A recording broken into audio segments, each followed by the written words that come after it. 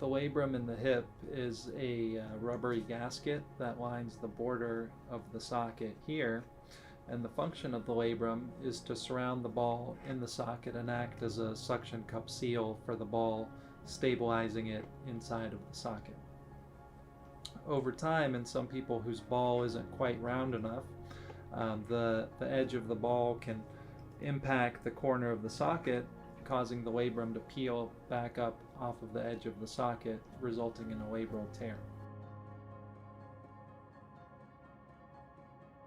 A tear of the labrum can present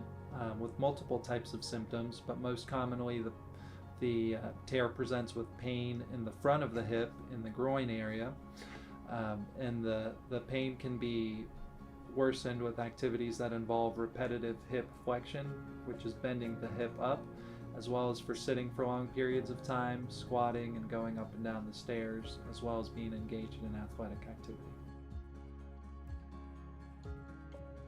Treatment options for a tear of the acetabular labrum first begin with physical therapy to work on strengthening of the hip and the core musculature to optimize the function of the hip.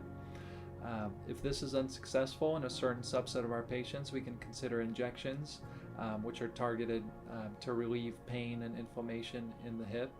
And if all of those measures are unsuccessful, depending on the orientation of the ball in the socket,